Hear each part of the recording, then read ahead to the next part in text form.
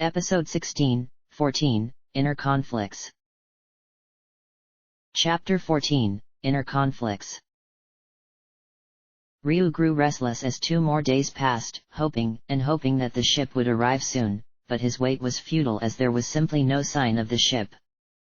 He felt despaired to the point that fishing could no longer help him to relax, and he felt rather edgy, even as he stared into the distant surface of the sea. The answers to his numerous questions about the brood were so close, yet so far away. After a while, though, he stood up, stretching. I guess sitting here just like this wouldn't help. I wonder where the others are. With that, Ryu started walking around Rapala in search of his companions, stopping once only to watch a fisherman reel in the biggest fish he had ever seen. However, even though he had searched the whole of the town area, he simply could not find them. That's strange. Where are they? He muttered to himself, standing on a large wooden box to get a better view of the place, but they were still not anywhere in sight. Maybe Bait and Shadis know where they are. He set out towards their usual spot on the wharf, but as soon as he arrived there, he saw that all of his companions were there, crowded around the couple as though great news were given out. Hey, what's going on? He asked curiously as he joined them. Nina turned to face him immediately. Ryu. I was looking for you. Where were you? Never mind that now. Momo cried, obviously excited. Ryu. We've got away east now. Ryu blinked, thinking that he had heard it wrong. What? It's true. The princess confirmed, excited as well. Bait and Shadis helped us out. Bait smiled. It's still not enough to repay you all for what you've done for us. Shadis nodded, beaming. But I'm glad we're able to help somehow. Wait, hold on. Ryu shook his head, still confused. I thought you said the road's blocked and the ship's not back. Yeah, we did, but there's another road that only authorized guild members can use, and it goes through the volcano. There was silence for a while, as Ryu's companions watched him digest the information. Then, his eyes grew wide. Through the volcano! He finally exclaimed. Won't that be dangerous? The bookkeeper nodded. But I'm sure that since you're able to get rid of the monsters in the lighthouse, you won't have much trouble at all. A long time ago we used to take that road to the eastern lands, before the road around the volcano existed, Shadis explained. If our sailors could do it, I'm sure you could as well. If you so wish, mayhap we could depart this very minute, Gar answered, his eyes twinkling. Ryu's eyes gleamed. This very minute? Momo grinned. Well, the sooner we get to the eastern lands, the sooner I get to see what machines they have there. Let's go, let's go! Nina cried, laughing. Pucky! The onion shouted, jumping about. The winged man turned towards Bait and Shadis. I thank you for your assistance. Oh, not at all, Bait said. Thank you for all your help. Godspeed. Shadis told them. Be sure to visit us whenever you're in town. We will. Nina promised, smiling. Good luck to both of you. And, with that, the group then prepared to leave the lively port town of Rapala, continuing on towards their destination. Ryu, his heart no longer despaired, gazed determinedly towards the northern mountains.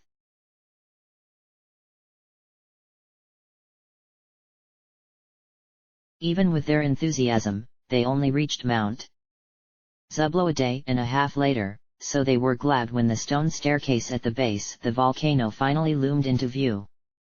The sky was already a great golden hue by the time they arrived, and so they decided to stop there for the night. It'll be really hot in the volcano, won't it? Nina asked over dinner, with a hint of uncertainty in her voice. Undoubtedly, Gar answered calmly. I am quite accustomed to the heat, and I believe Ryu will be affected not as he is one of the dragon kin. He gazed at the girls. I worry for you, and Pico as well. Ryu nodded. Yeah, I'm a little worried too. But we don't have a choice, do we? The younger girl stated. If we need to reach Angel Tower, we'll have to go through the volcano. And you do want to learn about the dragons, don't you?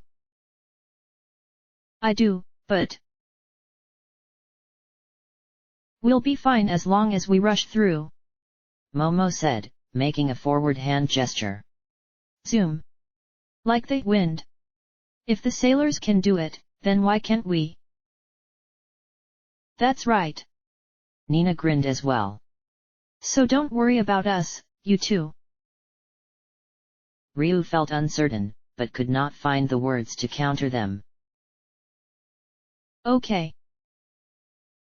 After that they resumed eating dinner in silence, while Momo returned to the book that she was reading, with Pico sleeping soundly against her leg and Honey leaning against the onion, looking as though she was asleep.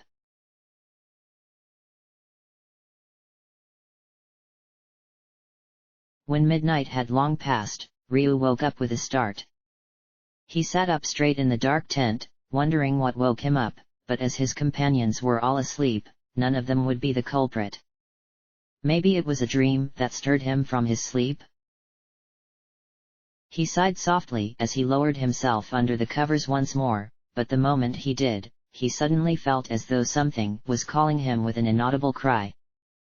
His ears picked up nothing, his eyes saw only darkness, and yet his whole body felt the call, and the strong desire to answer the summon rose inside him.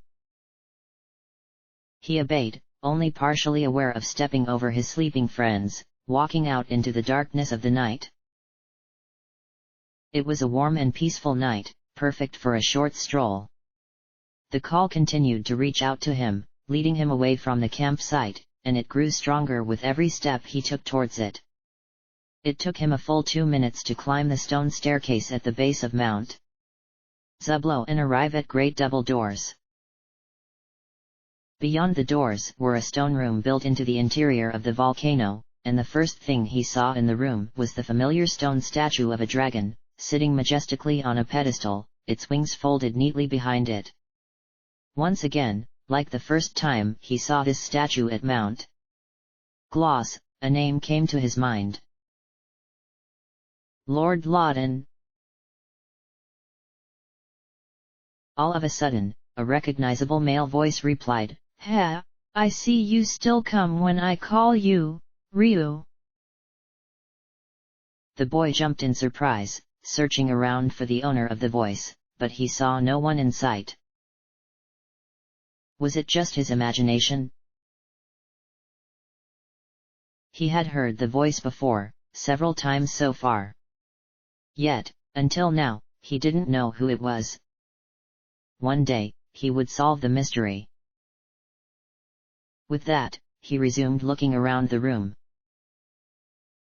The floor was decorated with green bricks, while the dark walls with lit torches, but at the opposite end of the room, however, a grey stone wall stood, with strange characters carved into it.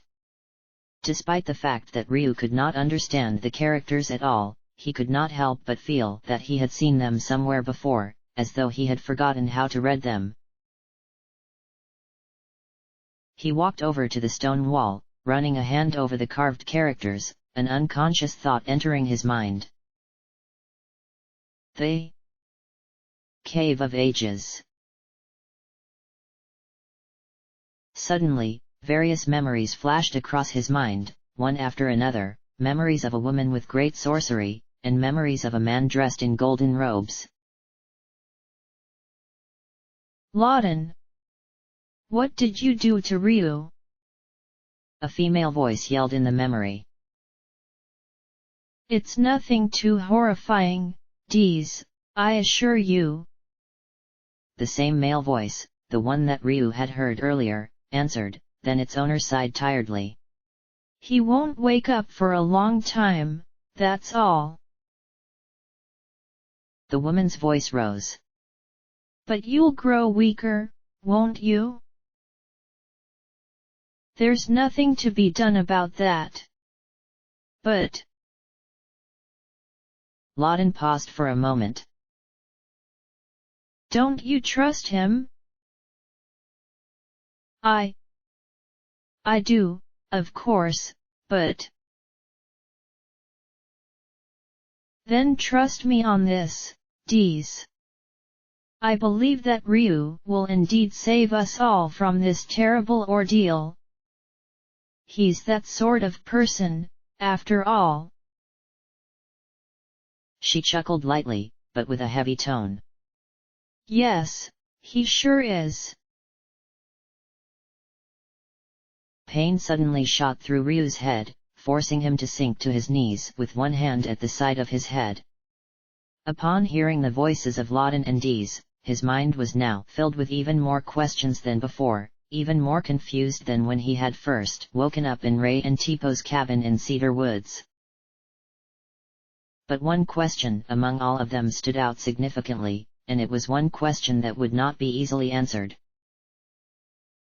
Who am I? He whispered. Only the howl of a distant wolf replied him.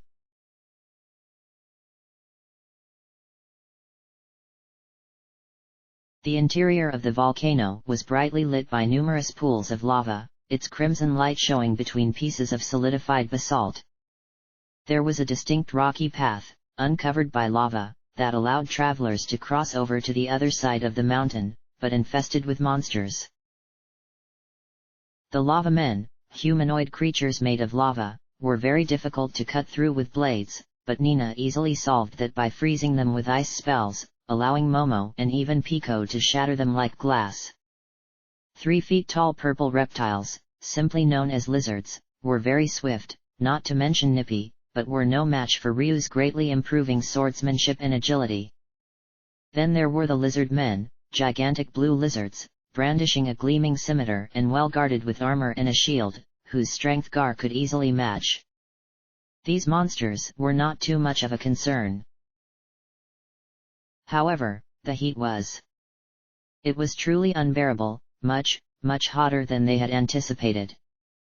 Pico did not want to enter at first, staying as far as he could from the entrance of the volcano, but after much persuading, he followed them faithfully in the end.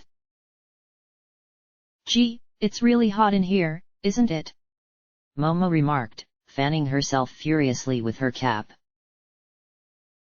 Yeah, it is, Nina said, shaking her head. It's so much hotter than I thought it would be.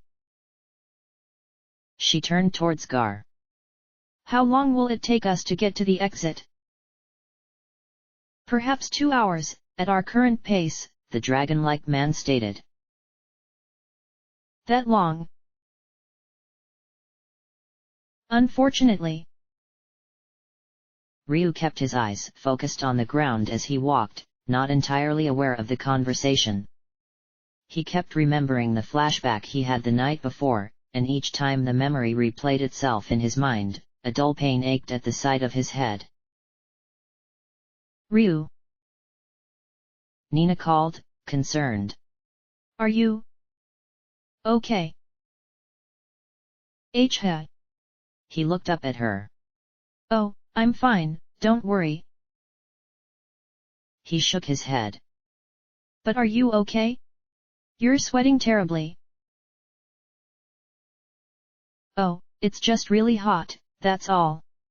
She smiled, trying to reassure him. He then glanced at the other girl. Momo's just as bad. He reached into his bag to pull out their water container to offer to the girls, but the water had become so hot that it was completely undrinkable. Pew. Pico moaned as he slowed to a stop. Pico, are you all right? Nina knelt beside the onion. Are you hurt? Gar knelt down as well, observing Pico's condition. Mayhap he tires. I think so too, Momo agreed. Onions aren't able to grow in this kind of temperature, and since Pico's a walking, bouncing onion. The boy approached them, worried.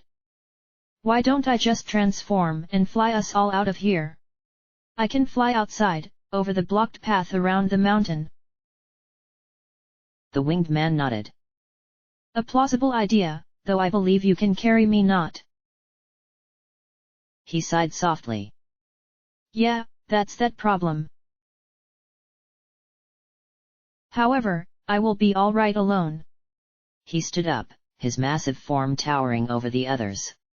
We shall meet outside. Ryu nodded. Okay, be careful, Gar. Wait. Nina cried. We haven't agreed to anything yet. That's right. Momo joined in. Nina, Momo. The boy sighed again.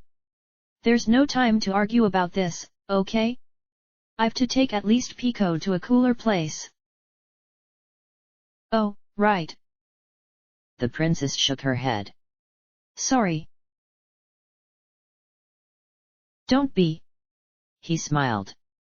I just want all of you to be safe, not in a dangerous place like this.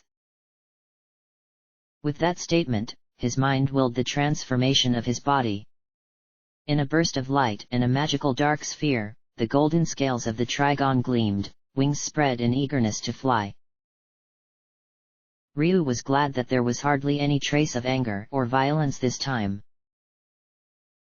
Momo beamed. Thanks, Ryu. He gave a low growl in reply, as he flattened himself on the ground so that the girls would be able to climb onto his broad back. 9 climbed up first, with Honey sitting on her shoulder, while Momo picked their onion companion and climbed up behind her. Once they were securely seated on the dragon's back, he straightened slowly. Then, with a farewell growl to Gar, he took off into the air as gently as possible. Be careful, Gar. The princess shouted.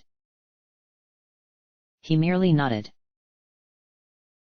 And all 4 of them disappeared through the cavern entrance. Now alone, Gar did not immediately move, despite knowing he had a long ways more to go. Instead, he stayed where he was silently, as though contemplating. He flaunts not his power, his only purpose to protect. Uncertainty flickered across his eyes. I wonder if... He clenched his fists as he reaffirmed his resolve. No, I must complete the task bestowed upon me. Regardless of my thoughts.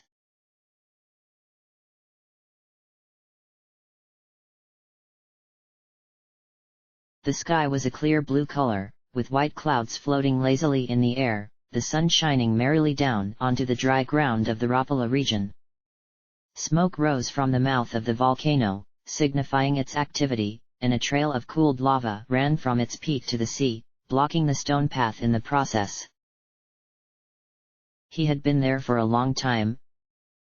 400 years? 5? He had lost count after exactly 311 years, his mind was not as sharp as it was before. He had always been waiting there, waiting and waiting for someone who he wasn't sure would turn up. But life certainly wasn't dull. Once upon a time, the path through the volcano had a traveler passing through every other day.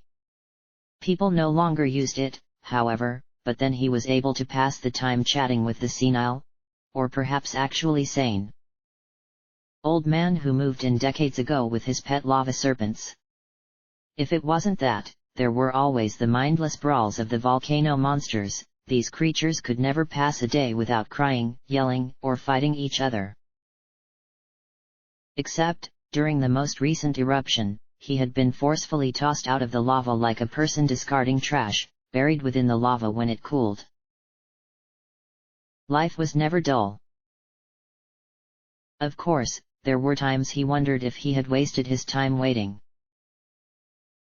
When he was alive, he was once a protector, a person given the task of protecting the chosen one from harm as the latter completed his quest. But, as fate would have it, he was born as a protector in times of peace. The destined one, whose very quest was to battle against their millennia-long enemy, would only appear during war. So there he was, a protector without the chosen one to protect.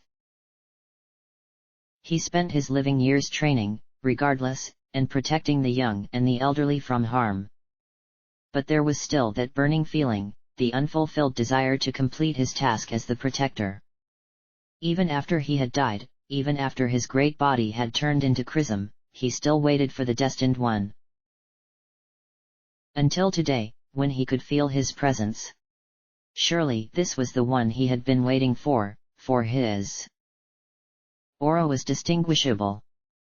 Already his very spirit was tingling with partial fulfillment, at least he finally knew his wait hadn't been wasted. And there he was, a small boy. With electric blue hair that was the destined one's known trait, azure eyes that focused right at him and one hand to reach out gingerly to touch the surface of the chrism crystal. He smiled. He was glad, for he knew he would finally be free of the cage that had held him prisoner for centuries. The boy must have felt his gladness too, for he could feel his surprise. I have been waiting for you, my lord. It is my destiny as a protector to aid you in your battle. Though little of my power remained, will you still accept it? Years of yearning filled his heart, yearning to complete his quest, yearning for the sense of satisfaction and fulfillment. Even if the boy could not hear his words, surely he could feel his emotions. And the destined one nodded, a smile forming on his lips. Yes. You don't have to be imprisoned here anymore. You're free. Joy filled his heart, the heart that had been yearning. A great burst of light engulfed them as the spirit joined the chosen one, giving all his remaining power to the latter. Then, within the blink of an eye, the boy was no more, and in his place was a colossal dragon. Instead of the elegant, long-necked ones like the force dragon, this dragon form was more oval in shape, like a rock-shelled tortoise with 4 massive horns spreading upwards at its sides, except the green and yellow shell was its scales. While its fangs were sharp, they were not made for biting. The very size of its body was a good enough indicator of strength. The spirit within him, the dragon form's owner, then spoke. Behemoth, my dragon form, my lord. Please use it as you will. The destined one was satisfied. He took on another dragon form, the trigon, and waited for his companions to climb onto his back before taking off into the air, continuing their journey to their destination. The behemoth's spirit settled down within him, and found that there were 2 others as well. One merely smiled and shook his hand amicably, while the other glared at him in hostility. He smiled. Already 3 protectors had gathered. It would be inevitable that they would one day be at war.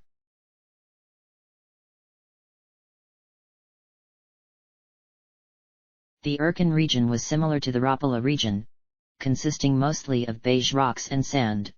But unlike the latter, this region had even more mountains, with one stone path winding between huge crevasses, and the exit of Mount Zublo connected to the highest point of this path.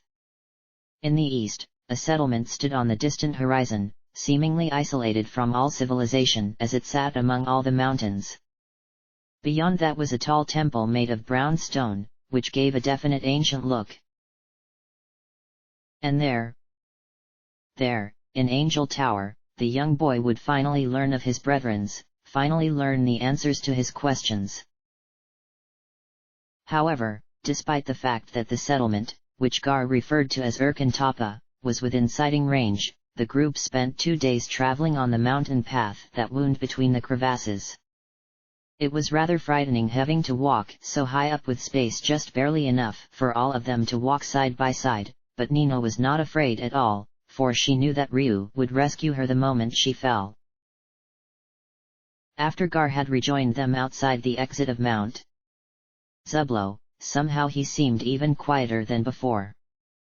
Yes, the others had already known that he was the calm, quiet sort, with a manner of speech differing from theirs, but his silence now became rather unnerving, sending a tensed feeling into the atmosphere and the others a wave of a strange foreboding feeling. It was as though he knew a terrible truth that was kept away from the others. But they respected him. They did not question him. Urkantapa did not consist of separate houses as the other towns and cities did, but instead had one huge building that seemed as if it was built untidily with giant brown blocks, where each block was a home to one family. However, they were placed in such a way that in order to reach the top level, one would have to use ladders and staircases located in many of the residents' homes. The residents of the settlement, dressed in robe-like clothes of a similar design, seemed to know Gar, for they clasped their hands together whenever he neared them. They seemed to be truly religious people, bowing to Gar as though he was a god himself, but he merely walked past them without even a glance at them, leading his companions through a series of rooms, ladders, and stairs towards the top of the settlement. One such room was a sermon hall, with a priest standing atop a high pedestal, his arms spread. "The goddess is always with us," his clear voice reaching out to the villagers kneeling below. "She teaches us that we must fight evil wherever we find it." Ryu shivered and turned away, forcing the voice out of his head. He felt rather uncomfortable, as though he was something these people detested. Further up from the sermon hall, they came into a brightly lit room where there was a statue of a winged man, with an appearance very similar to Gar except for the way his face was shaped. He was massive and muscular, had huge bat-like wings, wore an ancient uniform similar to the one Gar was wearing, and wielded a large halberd with one hand. "Hey, Gar," Momo called, stopping in front of it. "This statue looks just like you. Is it a statue of your brother or something?" Their large companion paused, seeming as though hesitating, but then just continued on to another staircase without answering her. She gazed after him, then shook her head. "Did I say something wrong?" "I don't think so," Nina answered. Ryu felt concerned as he stared onto Gar's back. The winged man seemed rather uncertain about something, as though he had many questions on his mind, as though this place had reminded him of something he wished to forget. Eventually, they arrived at a large hall, where an old man in grey robes sat meditating on a raised platform lined with a piece of cloth. He sat knowledgeable, like an old sage, but what caught Ryu's attention were his eyes. They stared forward, glassy and dull. Was this person blind? This seemed to be the person Gar was looking for he knelt in front of him with his head bowed in respect. At first, the old man did not seem to realize that someone entered the room. However, he was the first to speak. "Is that you, Guardian Gar?" His voice was wheezy, but still held a firm determination. "Guardian?" Ryu thought bewilderedly. "Yes, it is I, Patriarch Sadama." Gar bowed his head in respect. "I have returned." Sadama smiled kindly. "Welcome back, I hope that you have been well." He just nodded, quite unable to voice out the questions he had. "Good, good." His head turned towards Gar, yet his eyes stared forward, unmoving. "Have you made up your mind to join your comrades?" "I suppose so." There was much hesitation in his voice. "So it is true, then, there is no more evil in this world. I suppose your intuition was wrong. The patriarch shook his head slowly, closing his eyes. The time has come for you to enter your long sleep now, Guardian Gar. His eyes were focused on the floor. Go to the tower and pay your respect to our goddess before the great sleep. Sudama looked up slowly. I will tell the watchman that you are coming. Thank you, Patriarch. He smiled again. Farewell, Guardian Gar. May the goddess be with you on your journey. Farewell. With that, Gar stood up straight and turned, walking straight out of the room without as much as a glance at his companions, as if he was in a hurry to leave. He strode on in this manner all the way to the settlement gates, forcing the others to run in order to catch up to his long strides, but Ryu soon outran him and stopped in front of him, trying to catch his attention. Gar. He shook his head, his eyes pleading. Please tell us what's going on. The winged man did not reply, averting his eyes. Please, Gar, Nina said, standing beside the boy. Silently, he walked around them and headed out of the gates, but then he slowed to a stop and glanced over a shoulder at them. I shall explain tonight. You mean it? Momo asked hopefully. Yes, that I do. With that, Gar continued out of the gates, and Ryu sighed softly as he watched him. He's hiding something.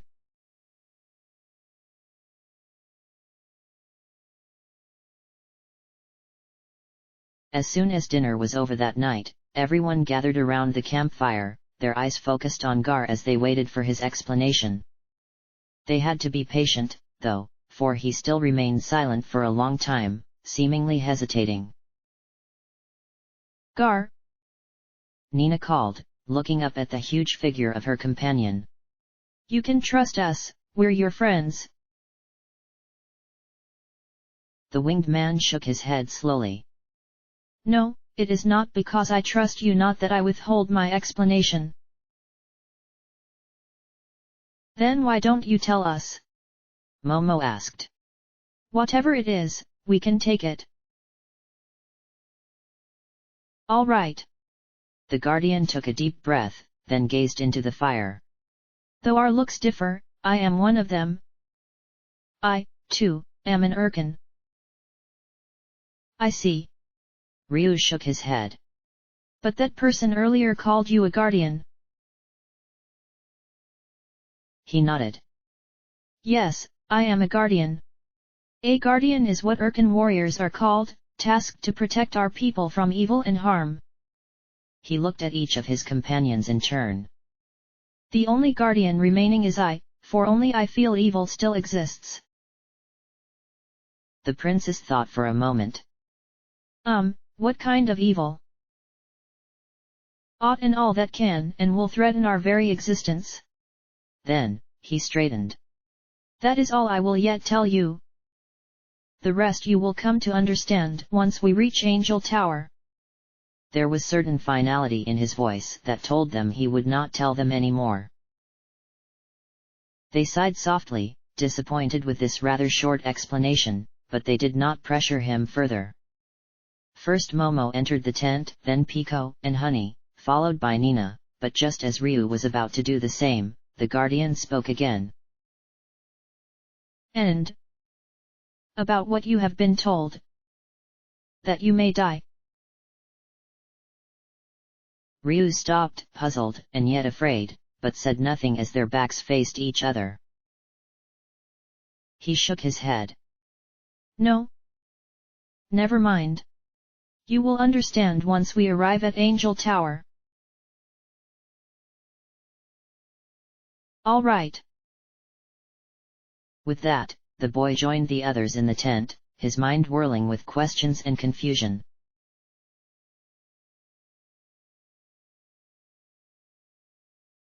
That night, Ryu found that was quite unable to sleep. He tossed and turned, often finding himself staring at the dark ceiling of the tent and thinking of Angel Tower. This is it. I'll finally find out about myself. He was looking forward to entering Angel Tower, yet part of him dreaded going there. Why was it that he felt as though something bad would happen? Why was it that he felt that he would once again be separated from his friends, just like the time when he was first attacked by Balio and Sunder? He sighed softly and sat up, deciding to take a walk before attempting to sleep again, but it was only then that he realized that Nina was not at her usual sleeping spot in the tent. He began to panic. Did something happen to her? To his relief, he found her just outside, sitting on medium-sized rock with her eyes focused on Angel Tower that stood some distance away. Her back was towards her so he could not see her expression, but he went to her side, sitting beside her. "Can't sleep?" he asked, turning towards her, but he trailed off when he saw that she was crying, with tears sliding down her cheeks. "Nina? What's wrong?" "Oh, Ryu!" she cried, suddenly throwing her arms around him. He was startled. "And Nina?" I'm scared," she sobbed. "What if something happens to you tomorrow? What if you die?" "Nina. He put a hand on her shoulder, not quite knowing what to say. She shook her head quickly. "I don't want you to die. I don't want you to leave me all alone." For some reason, he did not feel terribly despaired or afraid, unlike the first time Gar mentioned that he would die. He smiled at her, trying to reassure her. "Nina, I won't die tomorrow, that's a promise." It took a while for the princess to calm down, but gradually she did, looking up at him as she sniffed. Really?" "Yes, I promise. I won't ever leave you alone if I can help it." Okay." She tried to smile, wiping her tears. "I trust you, Ryu." "I trust you too." He nodded, still smiling. "You should go and sleep now, you'll feel better, and you'll need your strength for when we climb the tower tomorrow." She nodded as well and stood up from the rock, slowly walking back to the tent. Before she entered, though, she stopped for a moment, looking over a shoulder at him, smiled slightly and then went inside. Ryu turned back towards Angel Tower, his own eyes focused on it. He had felt strong earlier, so he was able to reassure his companion. But now? The foreboding feeling had returned, this time stronger than before. And he had no idea why. "Lord Loudon, please give me strength," he unconsciously muttered.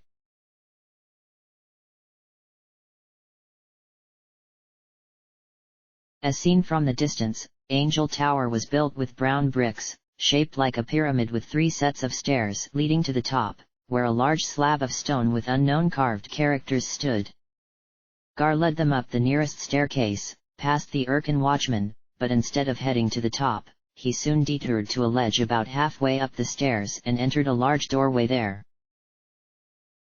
The interior of the temple, however, was different as the walls and floors were made of green and grey bricks rather than brown ones like the exterior, with strange characters and patterns decorating the walls in a repeated pattern.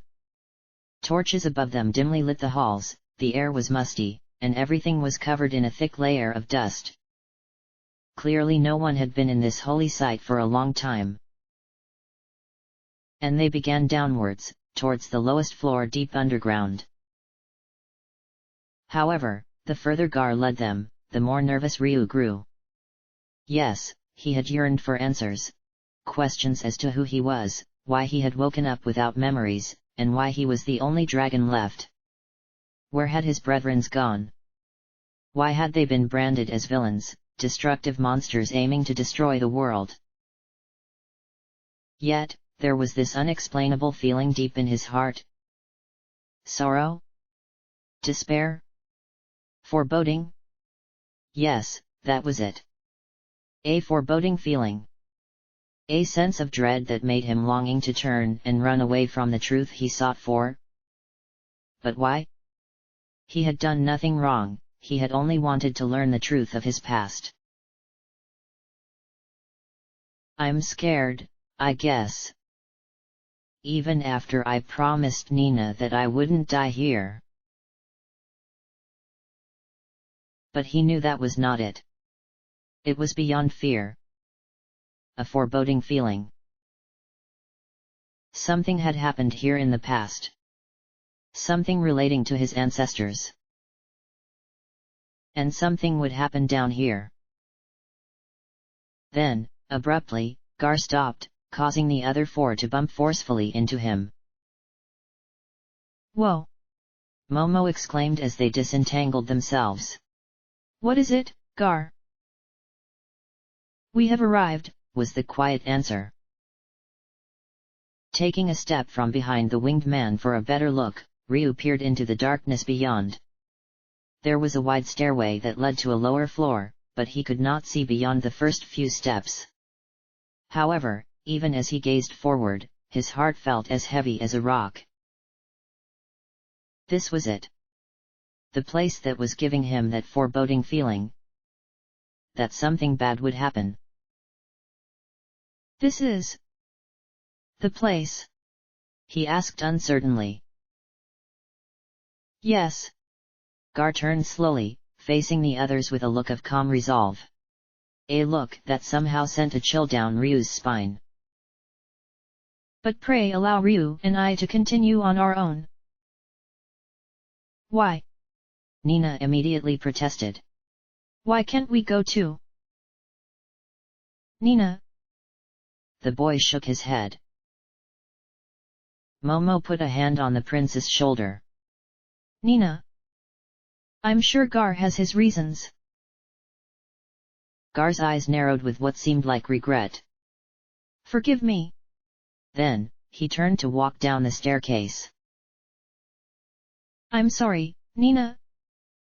Ryu said regretfully, but inwardly, he agreed with his larger companion. She would be better off not seeing whatever it is that lay in store for them. He spun around and was about to take a step downwards when Nina grabbed his arm. Ryu. I. She trailed off, as if she had no idea what she had wanted to say. He faced her once more and assured her gently, Don't worry, I won't die here. If something really happens to me that we're separated, I'll gradually return to you. He smiled. I promise. I. She looked like she was holding back tears. Gently, he put a hand on her shoulder. Nina, you told me you wanted to be stronger for me. Please be strong, okay? She gradually looked up, trying to smile between her tears. Oh okay, I will. That's good. Ryu nodded, stepping away. I promise I'll return, and I don't intend to break it. And, with one final smile, he turned and headed down the staircase. Good luck.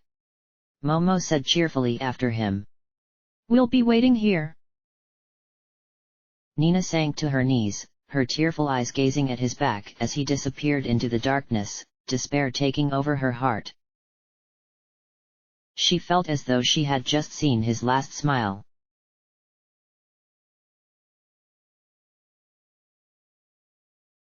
At the bottom of this particularly long staircase was an enormous room, with a huge green pyramid-like monument right in the center, and at each of its four sides was a slab of stone. Ryu shivered. For some reason this place made him feel terrified, as though there was a fearful power here. Cast your eyes upon these stone tablets, Gar instructed, in a voice that was devoid of emotion. Ryu realized that something was amiss with the guardian, but he did not argue and obeyed. The 4 slabs actually had inscriptions carved into them, and the first 3 he read said: Guardian Geist 234, Guardian Ga 198, Guardian Gats 201. He shivered again as he headed towards the last slab. These are the names of your comrades, aren't they? Gar did not answer. The boy then stopped in front of the 4th and final stone slab, and leaned over closely as he read the name on it. Guardian Gar 299. He turned nervously to face his large companion. Gar. Your eyes deceive you not, the dragon-like man said quietly. These are but the names of us guardians. The boy gazed at him, feeling more and more nervous. He wished he could run away, leaving all this behind him. But he had to hear the truth. The truth he had sought for so long. But nothing would have prepared him for what he would hear next. Gar turned away. Us dragon slayers. Ryu froze. The number below my name, he continued, gesturing towards the stone slabs. A great many dragons whose lives taken by my blade, in the Great War. He staggered back, away from him and the stone slab, his eyes wide with shock. Dragon slayers?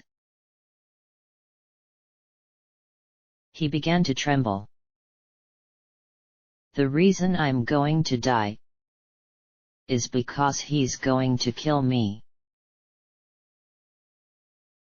His heel touched the edge of the floor and he spun around in reflex. Before him, wisps floated upward from the darkness, illuminating the room slightly. And what he saw made him collapse weakly to his knees. Dragon skeletons. Hundreds of them. He stared at them, his eyes wide, his heart hoping desperately that it was only a dream. Am I family? No. This can't be. The wisps from the skeletons floated all over the room, and Gar ignored them as he continued speaking. Ryu, allow me to tell you the answer you sought. What happened to the brood? No. Ryu cried, slamming his hands over his ears as images of flames and blood tore across his mind, sharp pain surging through his head. I don't want to hear it. 500 years ago, he went on, a blank expression on his face as he stepped away from the boy. The savage and malevolent brood sought control of the world. The fierce war continued for 100 years. More flashes of images of death. No. Ryu was doubled over now, his eyes shut tightly to endure the pain. It's wrong. The Dragonkin were strong, powerful. But our mighty goddess bestowed upon us her holy power, thus turning us into her guardians. Victory is but ours to claim. Gar took a deep breath. Many a year had passed since the brood were defeated. And their bones lay here, forgotten by all but us Urkins. By now, the boy no longer had the strength to even shout. Stop. He spun around, his hand gripping the pole of his halberd tightly, his eyes hard. Ryu. You are the last of the Dragonkin. Once your breath leaves you. Abruptly, he raised his weapon high above his head, getting into his battle stance. I will see my task completed. And no. Gar. Remorse flashed across Gar's eyes, but he recomposed himself as he cried, Prepare yourself. He charged forward, his great blade ready to strike him, but Ryu, who was still doubled over in pain, did not move. The halberd stabbed towards him, ready to slice through his heart.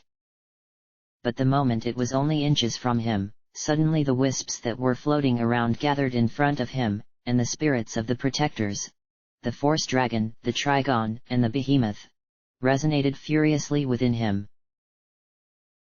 A strong barrier of light formed like a physical shield before him, forcing the weapon back. What manner of sorcery is this? Gar exclaimed. The wisps separated again, circling around Ryu. The pain in his head already subsided, he slowly stood up again, albeit a little shakily, with despair showing plainly on his face. Gar. Don't. He shook his head. I don't want to fight you. Transform. The winged man commanded, a little too harshly, with a hint of despair in his voice. Will you not defend yourself? You know why I won't turn into a dragon, Gar. I won't ever use it other than to protect. It pains me to hurt a defenseless opponent, Ryu, especially one I have learned to trust. However, he twirled his spear once. I live for but one purpose, to destroy all evil known as the Brood. Once more he rushed forward with a loud battle cry, his halberd coated with great crimson flames. Ryu, his confused mind unable to choose between protecting himself by hurting and letting himself be killed, stayed rooted on the spot as he stared wide-eyed at the burning blade. Fear then struck his heart, and his instincts overwhelmed his mind. In one swift movement, he pulled out his sword and slashed once. There was a flash of light from him as a great roar that echoed through the room. Then a powerful force, formed in the shape of a dragon by the wisps, slammed into Gar, sending his weapon spinning across the ground several feet away. It was strong, much stronger than he had fathomed, and it forced him back against the stone tablet that had his name. Ugh! Gar groaned, shaking his head. Though fully unleashed not, my power compares not to yours. He gazed up at the dark ceiling of the room. It is as I suspect. We were, from the beginning, far outmatched by the true power of the Brood. But why? He turned his eyes on Ryu again, golden eyes that were filled with desperation. Why did the dragons resign to death by our blades? The boy, gasping for breath, did not answer as he stared in horror at what he had done. And no. His sword fell to the floor with a loud clang. I don't want to. What? Gar gazed upon him in disbelief. Why will you take not my life? I don't want to. Ryu shook his head quickly, despairingly. I know in reality you don't want to do this, you're only doing it because your duty forces you to. He took a step forward. You're my friend. Someone I could and have trusted. If you wanted to kill me, you would have already done it from the start instead of helping me. Ryu. Shaking his head, his voice grew hard. No, you are far mistaken. If you restrain your weapon now, then I shall not. I will claim your life. I don't care. I. Tears formed in his eyes. I don't want to kill anyone.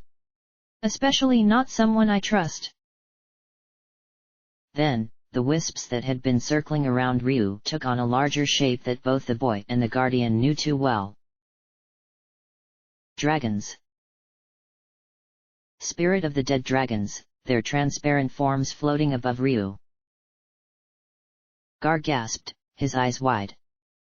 Spirits of the Brood. they growled. Why will you not kill him, Lord Ryu? A loud booming voice came from one of the spirits. He is our hated enemy. Another cried. Avenge your brethrens, Lord Ryu. A third yelled. No. The boy shouted, covering his ears. He shook his head, shutting his eyes tightly. I don't want to kill him. He's not your enemy, Ryu. Lauden's voice rang across the room. Don't listen to them. The protectors resonated in agreement. The dead dragons, however, already had their minds set on their revenge on the Guardian. All of them began shouting at once, all demanding for Gar's death. Death to all our enemies. Avenge us, Lord Ryu. He will kill you if you do not do it now. Kill him. Ryu. No. Lauden shouted again. Kill him. Kill him. All the spirits chanted together, their voice angry. Kill him. Now. It was too much for Ryu's young mind to take. He screamed loudly, his hands grabbing his head in pain, and shone a dazzling light that blinded everyone. A bright pillar of light then shot upward into the air, forcing the spirits back, but when the light dimmed enough to others to see, the boy was hovering in mid-air, encased in a sphere of light. His eyes, glassy and expressionless, turned golden. His hair, dancing in the magical wind, shone a glorious golden color. He disappeared in a flash of light that was accompanied with a great roar that shook the tower. And in his place was a truly magnificent dragon. An elegant dragon, a graceful dragon. Its serpentine neck and tail arched like a snake, its horns glowed like a golden crimson jewel. Its muscular body shone its own brilliant golden light, its legs made for speed on land and its wings for air. Its wings, a golden limb tipped with a great golden crimson claw, attached to a pair of feathered wings made entirely of shining light. And its blue jewel-like eyes, Ryu's blue eyes, stared forward blankly. Gar gazed at it in shock and disbelief, his mouth open, for he had only heard of this great dragon in stories told by his old comrades who had long died. Kaiser. Dragon. The dragon was calm, hovering in the air as though he was leisurely passing time. Then, instantly, rage burned in his eyes, and he roared ferociously skyward. Now uncontrollable, the Kaiser dragon soared upwards, crashing into the ceiling of the room as he disappeared in another flash of light. The ground rumbled as the ceiling collapsed, gigantic boulders came crashing down onto the floor. The Guardian, already weakened, was instantly unconscious when a slab of stone broke on his head. And Nina, who came running down after hearing a loud roar, was just in time to see the glowing form of the Kaiser dragon disappearing into the darkness above. No. Ryu. She cried into the collapsing ceiling. Ryu. You promised you wouldn't leave me alone. She sobbed, sinking to her knees, and then screamed loudly. Ryu. However, the only reply she received was the distant roar of a dragon. End of chapter.